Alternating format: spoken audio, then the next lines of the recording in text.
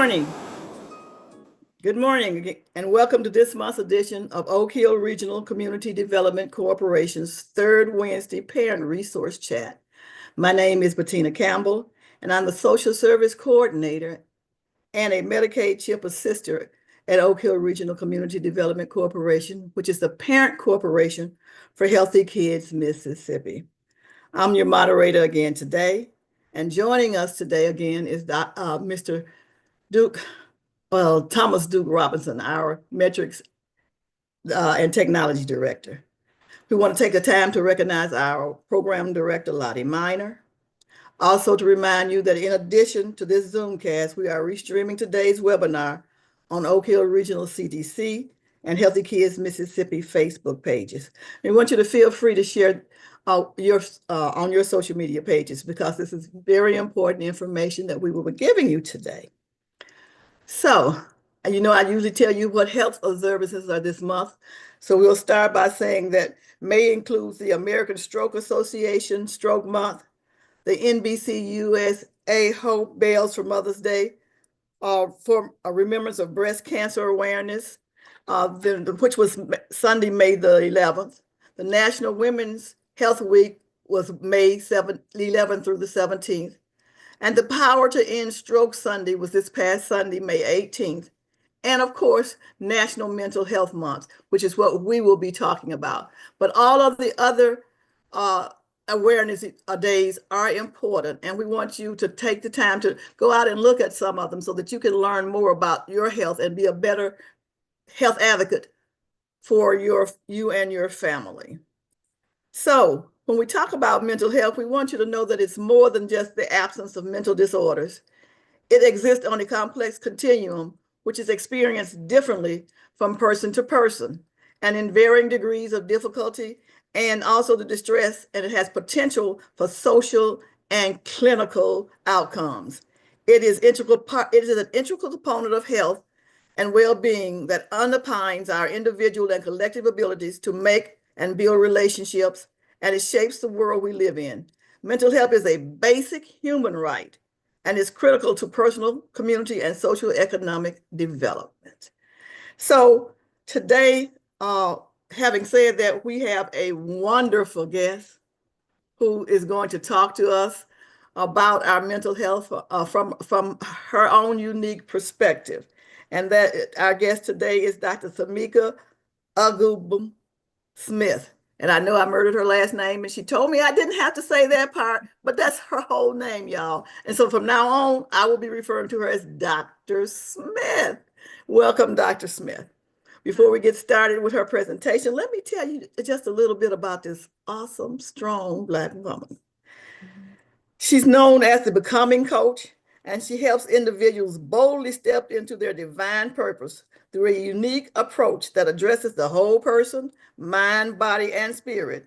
She has a PhD in interdisciplinary biomedical science and certifications as a transformational Christian life coach, an emotional health leader, and a sexual risk avoidance specialist. She brings an analytical rigor and evidence-based thinking to her deeply spiritual work.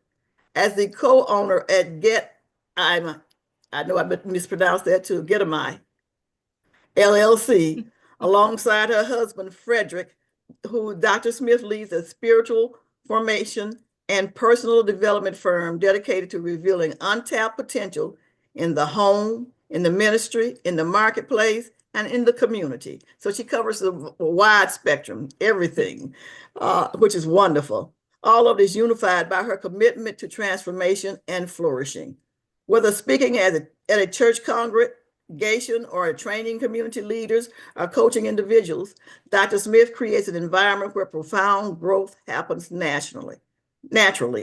Her work with various nonprofit organizations has sharpened her ability to translate complex concepts into practical strategies that diverse audiences can immediately apply. As a pastor's wife and a mother of 3 sons whom she homeschooled, Dr. Smith embodies the integration of professional excellence and personal authenticity. Let me say that again. As a preacher's wife, a pastor's wife, and the mother of 3 sons whom she homeschools, Dr. Smith embodies the integration of professional excellence and personal authenticity. This experience enriches her speaking on holistic well-being, resilient families, and community transformation through the integration of faith, purpose, and personal growth. Remember those three: faith, purpose, and professional growth. Audience valued Dr. Smith's ability to bridge scientific understanding with spiritual wisdom, offering actionable pathways that honor each person's unique potential. Her approach, refined through academic research, ministry leadership, and everyday family life, equips people to recognize and actualize the fullness of who God designed them to be. Again, welcome, Dr. Smith. Thank you so much, Ms. Bettina, for that wonderful introduction. And I was going to say morning, but yeah, good morning, good afternoon to all of you. I'm going to take a few moments and share my screen. Ms. Bettina, can you give me a thumbs up if you can see it? Will do. All right. All right, perfect. So again, thank you so much, Ms. Bettina, for that introduction, and to Healthy Kids Mississippi for this opportunity to share with you all on today. I'm extremely excited about this. As she has said, my name is Dr. Samika Agubwam-Smith, and today I want to talk to you all about nurturing mental wellness across generations. I want to slowly say that again: nurturing mental health wellness across generations, about parent and child mental health advocacy. Often when we talk about mental health, it is either polarized or it is a divided conversation. But I feel like sometimes we take the humanness out of the conversation. And I want to bring a little bit of that back into our discussion today, right? And I want to talk about how mental wellness is really something that has to be nurtured. And as Ms. Bettina said in the introduction, it has lasting impacts, not just in one individual's life, but when it's done right or when it's done wrong, it can have impacts on generations. And for that reason, I am a very, very strong advocate for the wellness of both the parent and the child. Okay. And so my objective today is to create a safe space. And I truly believe that people could care less about what you say until they know why you say it, right? Until they know why you care. And so I want to authentically and vulnerably share my own personal story and weave that into my advocacy for mental wellness to challenge the stigmas that we still deal with so often today, while sharing some information, but then also bridging that to practical guidance and encouragement for parents and children that are navigating their own mental health journey. But I do want to be clear, I am not a licensed mental health therapist, right? I'm providing information to some resources to support, right? And to encourage you in your own process of self-improvement for those purposes only, but I am not a substitute for a professional mental health treatment, right? And that means I don't diagnose or provide therapy or treatments. But if at any point in time, as I'm sharing my own story or some information, you notice that, hey, maybe I am dealing with some thoughts about harming myself or harming others, or maybe I do need to look into taking my mental health and my mental wellness more seriously, I highly, highly, highly encourage you to contact a licensed therapist, counselor, psychiatrist, therapist that has specialized training. And I'd also want to encourage you to know that it is not a sign of weakness, but actually it's a sign of strength, right? That you're saying that I am willing to be bold and courageous and go after what I need so that I can be my best, so that I can flourish in every area of my life, right? And so, as I said, I want to start with the why. Why am I such a bold advocate, right? Why is nurturing our mental wellness, why does it matter? And so I thought there's no better story to share, nor that I'm privileged to share, than my own story, right? And so my first introduction or experience with mental health began at a very early age. I was 4.5 years old. And of course, this was over 35 plus years ago.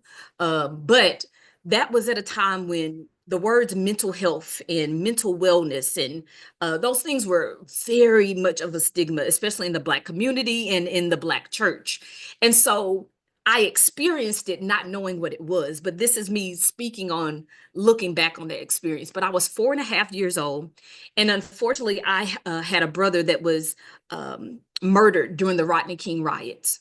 And consequently, my mother, being a grieving mother, struggled with dealing with and navigating that grief of her only son.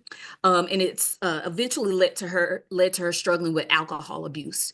And so as a child, I began to witness extreme sadness. I began to experience the ebbs and flows of my mother coming home and drinking and sleeping and spending most of her days in the dark and behind closed doors, but then getting up and going to work the next morning because she still had to care for me and my sister.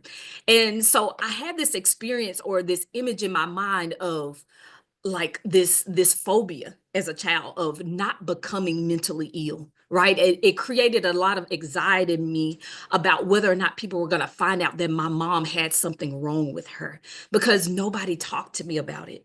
Nobody told me that it was normal. Nobody told me nobody had any conversations with me. It was just a part of my everyday experience. And I knew even as a child that it was dysfunctional, but the dysfunction was my normal, right? So fast forward to me becoming a wife and a mother, and the year was 2018, and we had recently relocated. My husband had a new job, and I was unemployed. And I remember not much of what happened during those years, but sitting on the couch with my two oldest sons that at that time were two boys under two. One was playing in the floor. The other was attached to me and sitting in my arms. And my husband walked through the door, and I just had a dead look on my face, y'all. And I said, I need help. And I remember my husband picking my son up out of my hands and me just weeping because I felt like the thing that I had tried so hard to not become, because people had stigmatized mental health so much, was now happening to me. I said, oh my gosh, I'm mentally sick. I'm mentally unwell. And so I moved forward to make sure that I sought out therapy, because one thing that I did know, both from my education and from my experience as a child, was that when a parent is mentally ill, it tremendously impacts a child's ability to function, their ability to feel safe and secure. And I did not want my children to inherit improper or a incomplete understanding of how to handle their mental health and their mental wellness as they grew up. And so I was very diligent about seeking out a therapist. And when I shared all the things that were going on with my therapist, and I had this long list of things that I had navigated, she said to me, oh dear, you're grieving. I said, grieving? I said, no, I lost a job, and, we moved away from a house that I loved. Well, I didn't lose a job. I resigned from a job that I love, and I'm unable to find a new job. And we relocated, and I left the house that I love. And on top of that, my dog died. And she said, you're grieving. And I said, how? She said, grief is not always death, but grief is any form of loss, anything that you have loved and things that have captured your heart and you are now giving up. And she said, you're dealing with something called adjustment syndrome, but you're also dealing with postpartum depression and anxiety. And for me, it was a combination of relief, because I'm like, oh, I know what's going on with me. There is something that has been diagnosed. There's something that we can do about this. But there was also this other side that began to reach back to the little girl, because I had always thought, like Mrs. Bettina said in the beginning, that mental health looked a certain way. I thought mental illness looked like sadness all the time and being locked in a room or substance abuse. But when I walked and had my own experience, and that therapist opened up my eyes to see, no, this thing is on a spectrum. It can look very different, and it manifests itself very differently in different individuals. And so if you don't get anything clear about what I'm going to say about today, don't just assume that just because your mental state doesn't look like another's, that there doesn't mean that you don't need to be tending to your mental health and your mental wellness. We all should be diligent and vigilant about tending to our mental wellness, because it doesn't just impact us, it impacts the people around us, it impacts the generations that are connected to us. And I'm so glad I did, because now on the other side of that journey, I'm showing you pictures here, sorry, of me with my 3 sons. The picture at the top are my adult nieces and nephews. The picture here at the bottom of young people that I sow into at my church. On the other side is an organization that I now work with, that where we go and we do social and emotional wellness programs in schools. If I didn't nurture to my mental health and wellness, I would not be able to show up in the way that I'm able to do now, even in this very moment, as I'm encouraging you. And so I think it's also very important for us to be clear on what is mental health, what is mental wellness, what is mental illness, because these words often get used interchangeably. And although they are related, they are in fact different, right?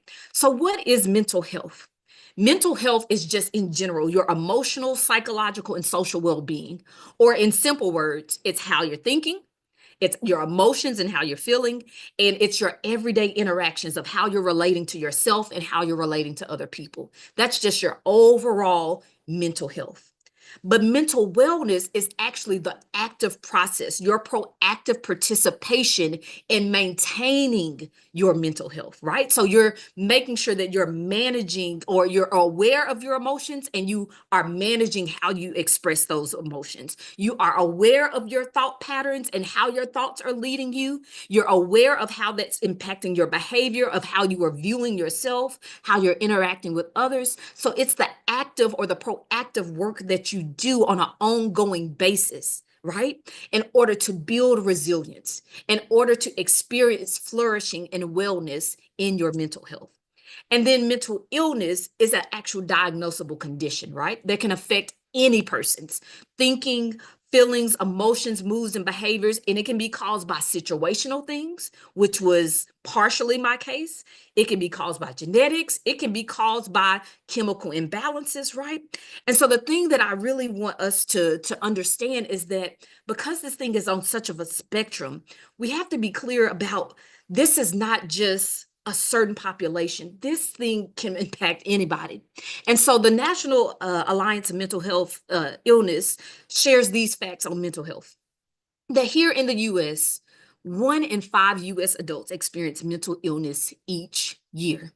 1 in 5. I'm looking and I can see the number of participants on this call, and or at least on where I'm able to see on Zoom. And that would mean that 2 to almost 3 of us would be struggling with mental illness, right?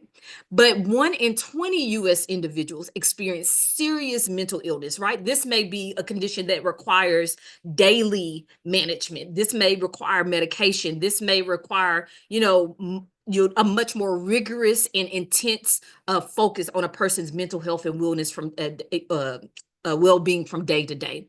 And then 1 in 6 individuals here in the US, as young as the age of 6 to 17, are experiencing mental health disorders. And these things are only increasing, and still we're not even fully aware of all of the impacts that COVID is still having on the mental health of our young people. But 50% of all lifetime mental illnesses will begin by the age of 14 and 75% by the age of 24.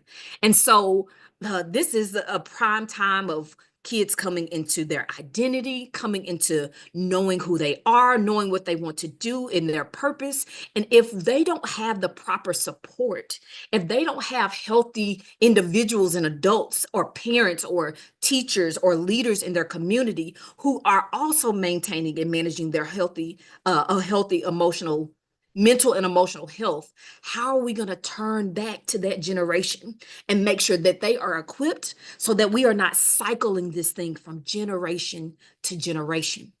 And now I want to focus on a particular population of African Americans or Black adults. Black adults are 20% more likely to report having serious psychological distress compared to their white counterparts. But yet only 1 in 3 of those Black adults that are in need of mental health treatment are receiving it or acquiring it, right? And then the suicide rate amongst Black youth has been increasing faster than any other racial ethnic group.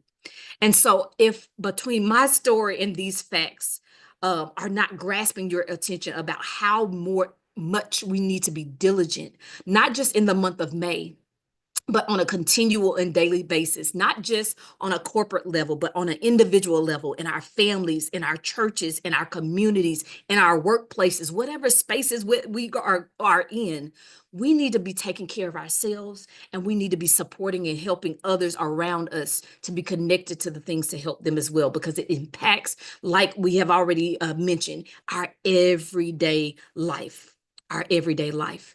Because mental health is nuanced, right? As I said and share with you, in my story, it can be impacted by biology, right? There can be a genetic predisposition, like things passed from your parents or your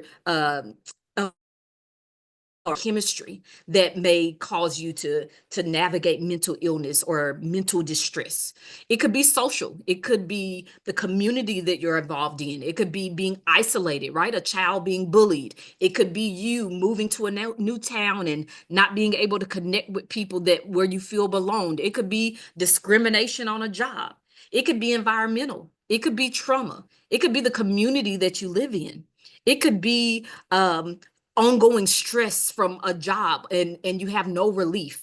It could be some form of abuse, whether it's physical abuse, emotional abuse, financial abuse. There's all types of abuse.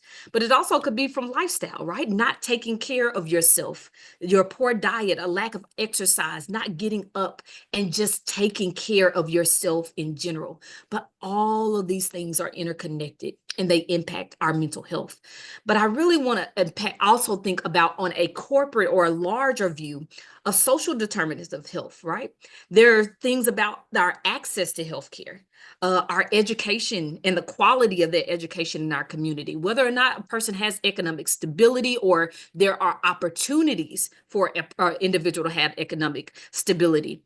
Social and community context, whether or not a parent has other healthy parents or a parent has support, if it's a single mother or a single father or a widowed mother or a widowed father, or if there are grandparents or aunts and uncles that come in and can support that parent, or if if that parent is like my mom was, where she had the period of time of struggling with abuse. Are there other people that parent can, healthy adults that parent can put in that person's life? My grandmother was that person. My dad was that person. My teachers were those people that became the community when my mother couldn't, right? And then as well as the neighborhoods and our built environments that we create, right? All of these things are factors that we have to consider that are impacting our health. We need to be looking at these things and impacting them and changing them where we are based on what we have the capacity to do, right? No one person can do it all, but I guarantee you when every person does their part, it makes a world of a difference, right?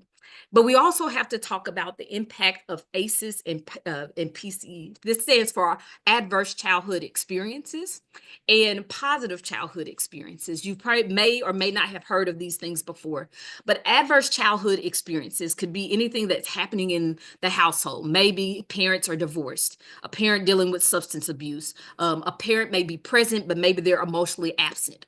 A child is experiencing bullying, or they have a parent or a loved one or even a sibling that does not respect them or treat them kindly.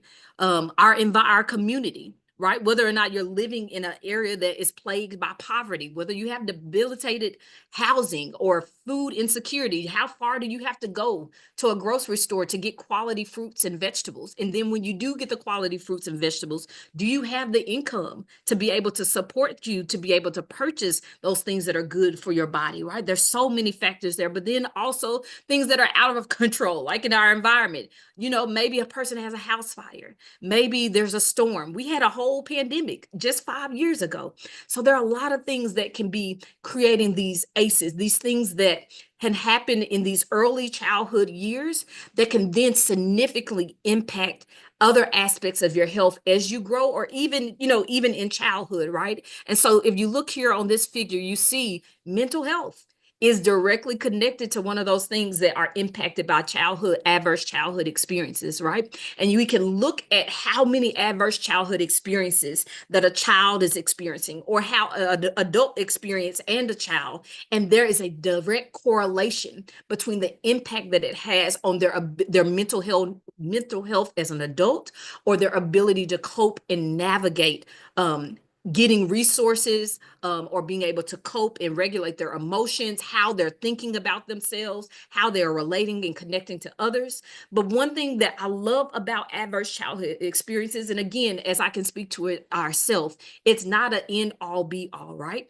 Because again, I'm a testament of that. So many of you that are on here are probably a testament of that there are positive experiences that we can use to buffer the adverse experiences. And the more you put the resources and the things in your hand that are positive childhood experiences, they can counteract the impact of the adverse childhood experiences.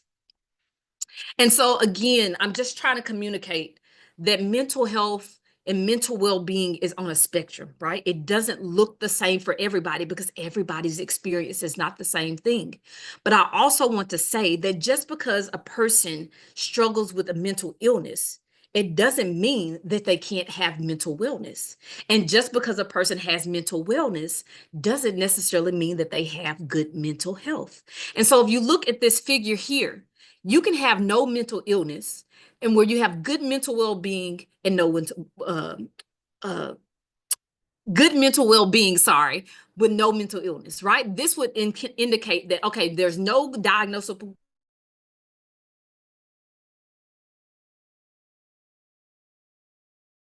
condition, but you're also making sure that you spend enough time with healthy friends and community. You know how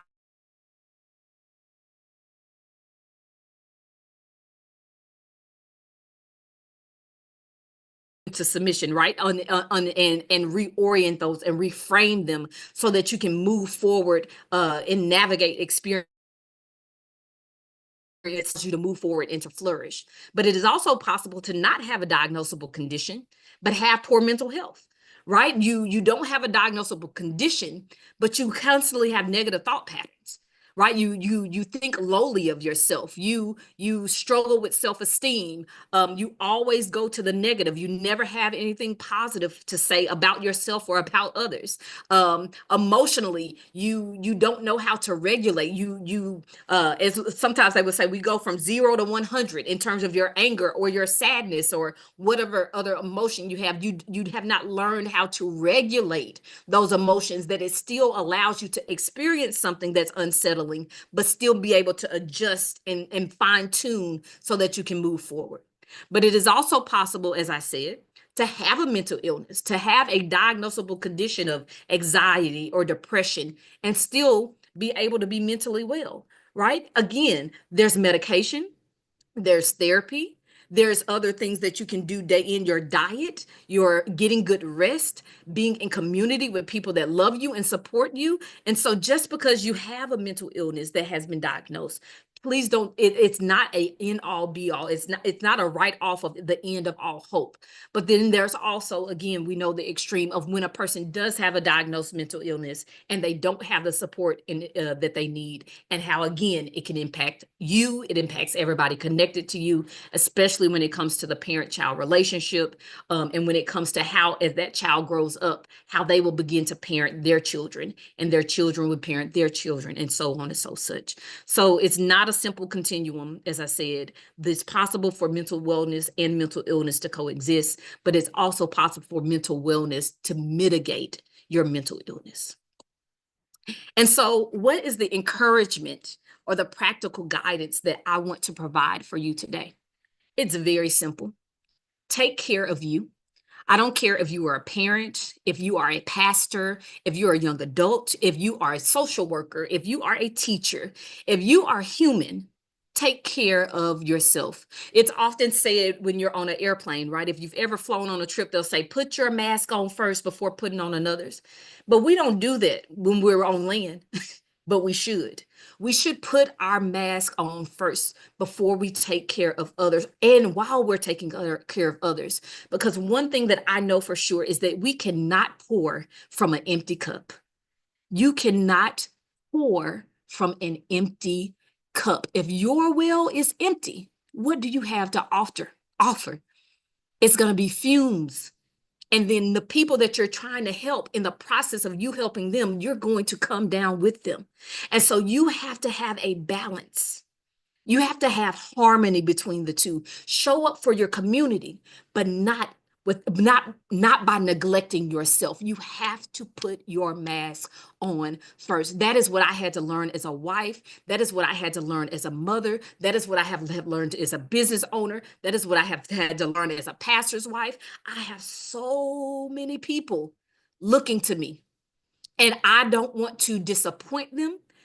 But at the same time, if I have to disappoint them because I know that if I don't take care of myself, I can't be the best for them, then I have to deal with temporarily disappointing them. And so I have learned to communicate with the people that I love and the people that I'm connected to. I talk to my children about mental health and wellness. I tell my children, Mommy is overwhelmed. I need a break. I have taken all that I can right now. I need to go and sit on the porch and be quiet. I tell my husband at church, baby, I will serve in youth ministry. I will be at I will help with leadership development. I will do this. I can do it this week and this week, but I will not do it this week and that week. I have to set boundaries. You have to have boundaries with people, and you have to maintain those boundaries, right? And boundaries are not a bad thing. They're not things that keep people out, but boundaries demonstrate a love for you and a love for the people that you establish those boundaries with, right? And so sometimes it looks like me journaling. I'm taking out a journal because it's just, this is how I think about emotions and I think about thoughts. They're indicators. Think about a car, right? If you're driving a car, your life is the car, right?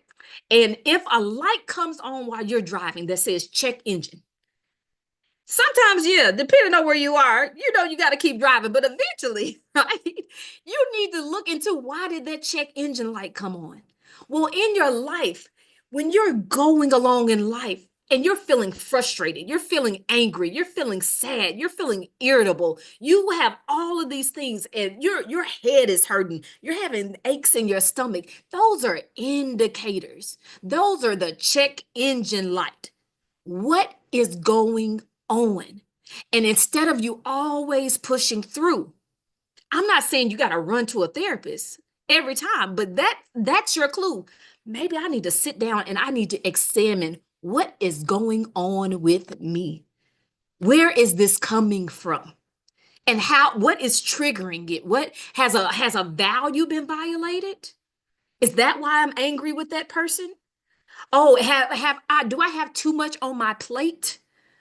And I'm stretched too thin and I'm overstimulated. Why if every time I hear a noise or every time I see a person, I don't even want to be in their presence. Those are indicator lights of thought patterns, of emotions, of that need to be checked because they're impacting how you're moving, how you're relating to yourself, how you're relating to others. But it's not always that. Sometimes, why do I always think that I'm not good enough? Why do I struggle with confidence? Why is it that I keep sabotaging the opportunities that God is putting in my path? Why do I keep finding excuses? That's connected to your mental health and your emotional well-being as well. And so I'm just trying to just get you to just open your eyes to see that it's not just, again, always as it has painted in media and not always the way that you may have saw it saw it as a child or how it's always talked about in your church. Sometimes it is the everyday human experience that is still very much related to your mental health and your well-being. Okay. And so some things that you can do to help you with the mental aspects internally, get you a hobby. I know it sounds so simple, but I know so many adults and so many parents that once they become parents, they stop. Like they forget everything that they used to like to do because everything becomes about the family. Everything becomes about the child. Mama, daddy, you need some hobbies too. You need some things that bring you delight. You need some things that lead you to create. You need some things where you're still learning, where you're still growing, where you're still discovering, right? So for me, my hobby is going on trails. I like to go and find nature parks, and I like to walk trails because I love green. I love outdoors. For my husband, it's the gym. I'm not going with him, y'all. That's his thing. I'll work out, I'll walk, I'll hike, but I'm not going to the gym, right? That's his thing. For my son, it's reading. For another son, it's building. For another son, it's music. So find your thing, find your hobby, find the thing that brings you joy, right? And then if you need some things for growth and nourishment, get self-help, right? Read a book. I have so many books, and I'm so glad they're right here. I have them right here at my desk. This is one called Evolve Your Life, right? I have another one, Emotionally Healthy Woman. I'm sorry, yeah, I'm reaching down here under my book. Emotionally Healthy Discipleship. I can't find it right now, but I have Dr. Anita Phillips, The Garden Within. Read a book. Read a book that helps you to navigate my emotions. I'm a mother. Find a book on motherhood and emotional health. Find a book on woman. Find a book on grief. Find a book on what it is that you're struggling with, and don't just pretend like it's not happening, because you cannot heal what you won't acknowledge. I'm gonna say that again. You cannot heal what you won't acknowledge. And so sometimes it's a book, but sometimes it is therapy. It doesn't mean you have to be in therapy for your whole life, but sometimes you do need a therapist. Sometimes you need a coach, right? I help people that they've gone through therapy, but now they want to move forward. And so as a coach, I help them figure out, what do you want to do next? What would it feel like? What would it dream like? And what are the steps and the things that we need to put in place to get you from where you are to where it is that you feel God is calling you to be.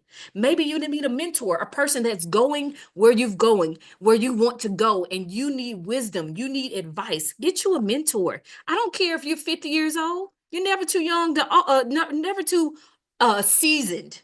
You're never too seasoned to learn. Mindful, get you some rest. Sit down somewhere. Turn your phone off sometimes. Go away on a trip, a day trip. Go sit at a lake and take in the beauty of creation. And remember that when you stopped, the world didn't. That's one of my favorite things to do in the morning. Walk outdoors and look at the sun. And I say, I slept and the world still turned. It reminds me that I'm human, that I'm limited. And that if I stop, things won't fall apart.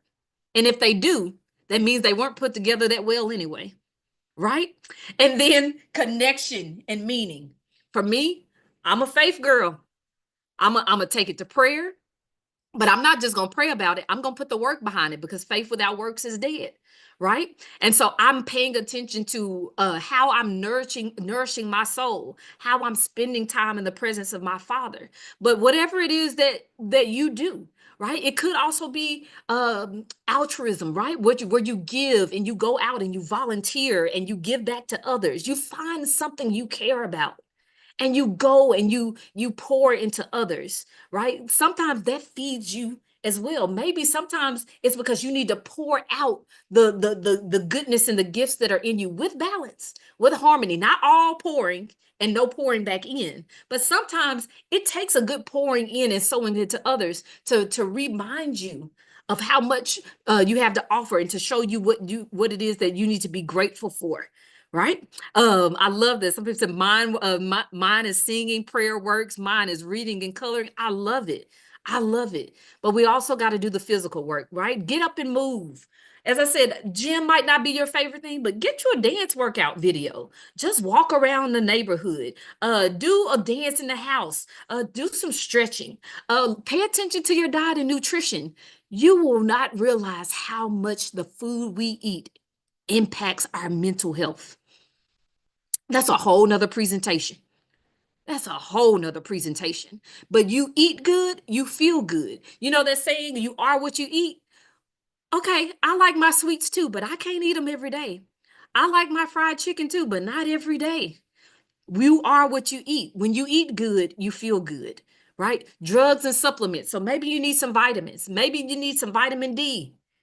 Maybe you need some B12. Maybe you need to go and find you a multivitamin because you're not getting enough nutrients and you feel drained and you're like, what's going on? Have you drunk water today? Have you ate today? Have you been going so much that you didn't even nourish yourself? And then getting some good sleep, not just, some restful sleep, some mindful sleep, right? Putting some candles on so you can relax, playing some music before you go to sleep, some things, turning that phone off, not looking at your screen and scrolling on your phone until you fall asleep, but actually putting your phone down and letting your mind settle so you can get some good rest. And again, going out and connecting with family, friends, natures, volunteering, doing whatever it is that your heart kind of leads you to do. Okay. Uh-oh, my screen is froze on me. Okay. So just lastly, I just want to encourage you guys with this. Know that mental health is a journey. It's not a destination. This is something that you will have to work at ongoing. And I want to particularly say to parents and grandparents, when you do this, kids are not going to do what you say. They're going to do what you do. And so it is so important for you to model mental wellness before your children and your grandchildren or any kind of children that you have in your community. And one thing that I have come to learn is that when I modeled it before my children, it even began to overflow into the adults in my community because they said, what are you doing? How are you able to do all this? For one, the grace of God, but also I take care of my mental health. I prioritize it. Let me say that again. I prioritize it. It's not optional to me because I have a huge calling and responsibility to equip and encourage others to holistic wellness for themselves, their families, their community, and the world. And if I don't make sure that I stay equipped and I stay encouraged in my holistic wellness, I don't have anything to pour into others. And so my last encouragement to you is to take care of yourself as you are supporting others. Okay. So I want to thank you so much for the opportunity to share with you today. It has been an honor. It has been a privilege. And at this time, I would love to answer any questions that you may have. Wow.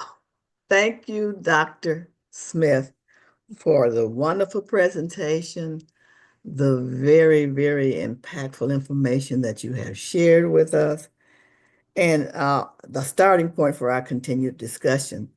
Before we open up for broader discussion, though, I do have some questions of my own that Okay. I would like for you to clarify for us. All right.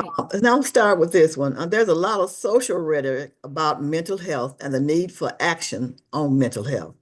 What can we as individual parents do to help promote the concept of good mental health? Absolutely. That's a amazing question. I will go back to the statement that I said before. It starts with you, right? It starts with you as a parent, first prioritizing it for yourself, modeling it in your home and in front of your children, so that when you and your children go back and out in the community, it's a ripple effect. Right? They're taking that mental wellness to school. You're taking that mental wellness to your job. You're getting an opportunity to interact with others and you're sharing, this is what I tried. These are the resources that I connected to, and being willing to share those resources and share those connections with others. I keep resources. Y'all saw I'm pulling up my books from under my desk. I keep a list of resources. Right? As I found things that have been helpful for me, I am willingly and readily available to show those resources to others. And so it's getting the help that you need. It's putting the help the things that you have learned into practice and doing that with your children and within your family, taking it back into your community, and then being willing to share. Don't gatekeep. Don't hide your story. Be willing to be vulnerable and to be honest with others, to say, hey, I have walked this journey too. I see you're struggling. Or when people share what you said, don't act like you always had it together. People need to know they're not alone. That's one of the biggest issues that we're struggling with in our community. We're more connected than ever, but also disconnected. We have so much social media. We have all of these different platforms that allow us to talk to people at our fingertips and FaceTime, but so many people are still lonely. So many people are still isolated. So many people are still feeling like they're alone. And so the first thing that we can do as parents for ourselves and for our children are take care of ourselves and be willing to be willing to reach back and share what we have learned with others. Thank you so much. Mhm. That's very good advice. But I want to ask you the next question is, can you explain why public health researchers say that your zip code determines your health status? So what exactly does that mean for people of color? Yeah, absolutely. I can just I'll give an example of it and then I'll explain to that. So I used to live in Little Rock, Arkansas, and I particularly lived in what we call the 72204 zip code, and it was considered uh, the worst public health zip code in the city of Little Rock, Arkansas, right? However, less than a mile from where I lived was a hospital. The reason was we had food insecurity. We did not have enough adequate access to resources to keep our children engaged. We had debilitated housing. We were overwhelmed with poverty. Gunshots, unfortunately, were normal. I remember when we relocated to where we are now, and my son struggled. And this breaks my heart, but it's a reality. He said, "This neighborhood is too quiet." I said, "What do you mean?" He said, I don't hear sounds, I don't hear sirens, I don't hear gunshots."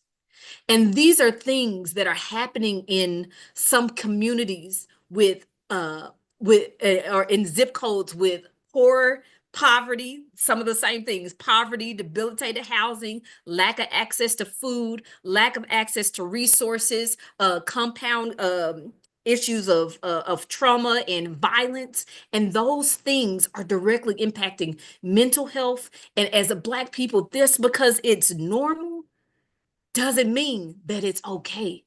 We have so normalized dysfunction in our communities.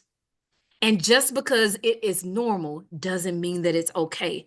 And so the connection between your zip code and your well-being and your health, especially as a Black person, is that when you live in a zip code that is plagued by a lot of these social determinants of health that we are talking about, it directly has an impact on whether or not you're going to have access to proper health care, whether or not you're going to have access to healthy food, whether or not you're going to have access to therapy if you do need it, right? Whether or not it takes you, how much it's going to cost you to have access to these things that are basic human rights.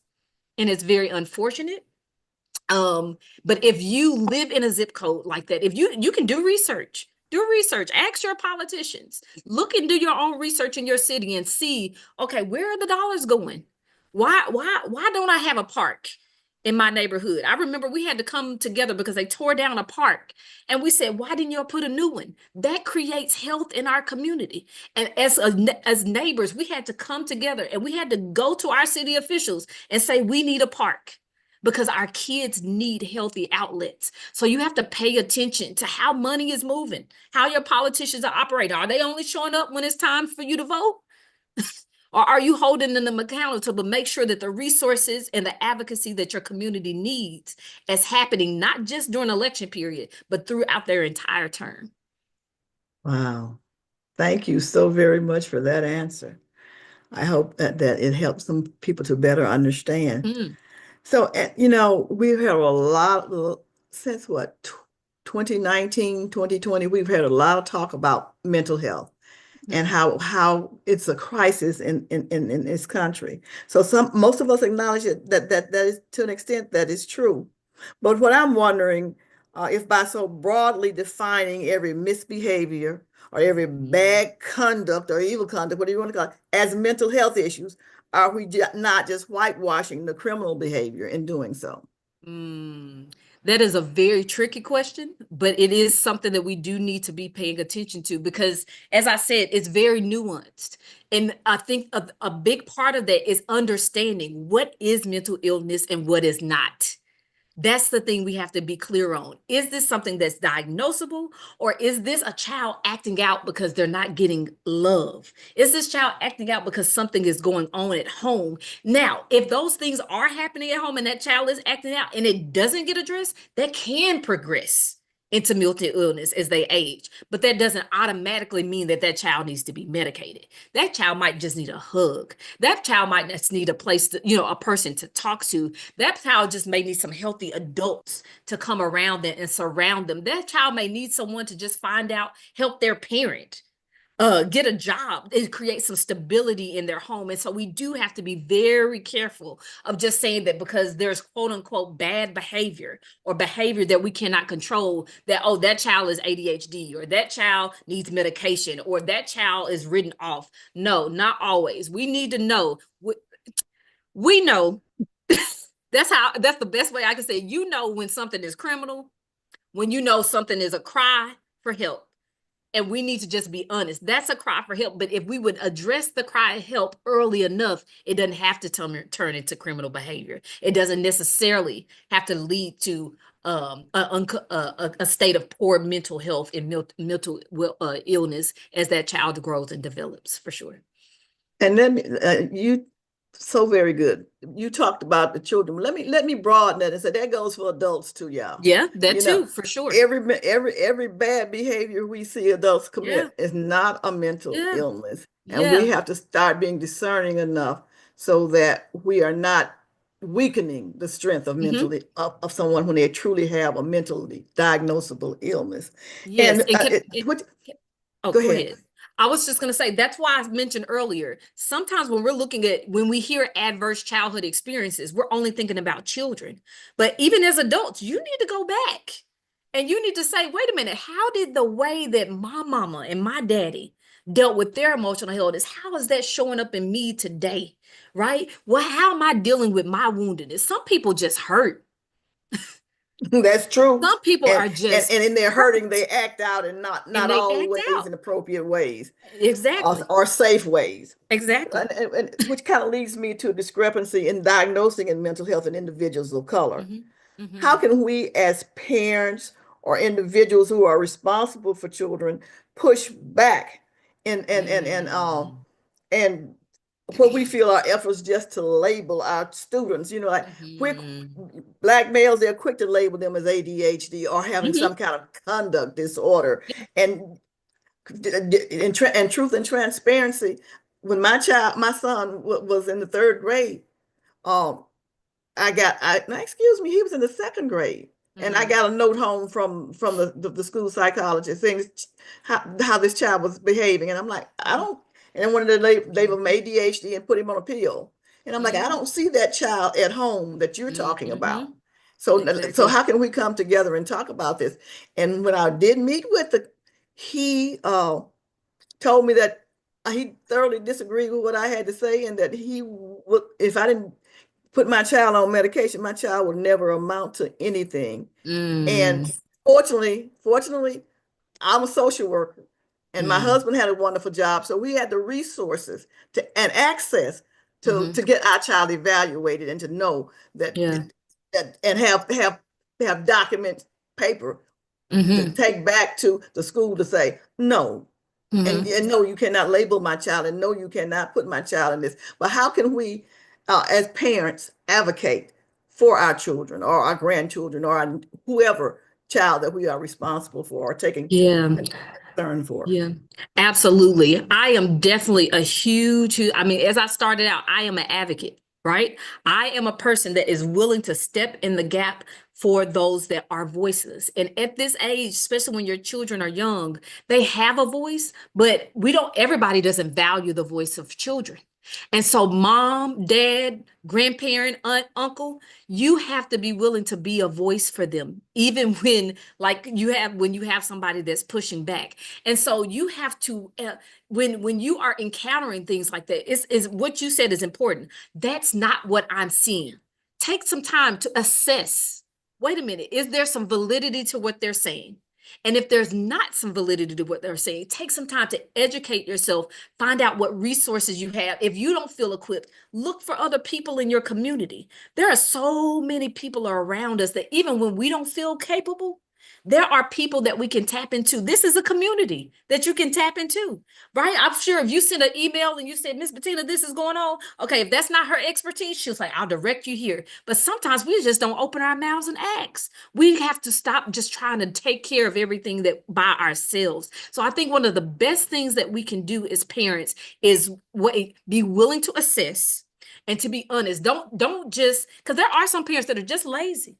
I'm gonna just be honest. You can't be lazy about raising your children and their well-being.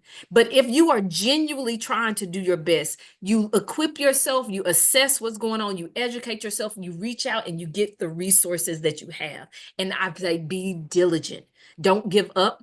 And if you have that inkling within yourself that I need a second opinion, get a second opinion. Get a second opinion. Absolutely. And if you have to do, and it's not the only reason why, but if you have to go to the point where making the sacrifices for your children, then you make the sacrifices. And that was something that I had to do. They kept labeling my child saying that he couldn't talk, he couldn't do this. I took him to speech therapy. They said, nope, he's fine. I took him back. They said it again. And the teacher kept saying something is going on. And I realized my child just didn't like them. And so he wouldn't do what they wanted because he didn't like the environment that he was in. As a mother, as much as it was convenient for me, I had to say, this is not a good place for him.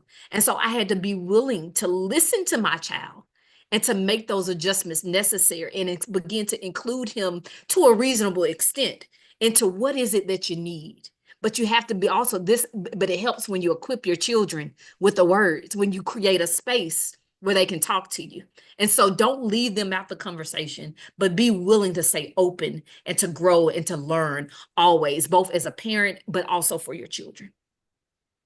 We've had such a wonderful conversation. I hate to end it. I had some more questions, but I'm looking at time and I'm going, oh, I got to leave some time for other people. So I do want to thank you so very much. And I do want to say now is the time that we are opening up for questions and answers, but I do want to also remind you to please share this information with others. Share this webinar with other people because this is some vital information. And so I'm going to ask that if you are on our social media platforms other than Zoom, that you put your questions in the comment, and Mr. Robinson is going to field those questions for us. If you are on Zoom and you have questions, feel free to open up your mic, or you can, if you don't want to open your mic and share your questions or comments, then you can type them in the chat also. So are there any questions? Mr. Robinson? None on social media, but if anyone on Zoom has a question, you can raise your hand at this time and we will open up your mic.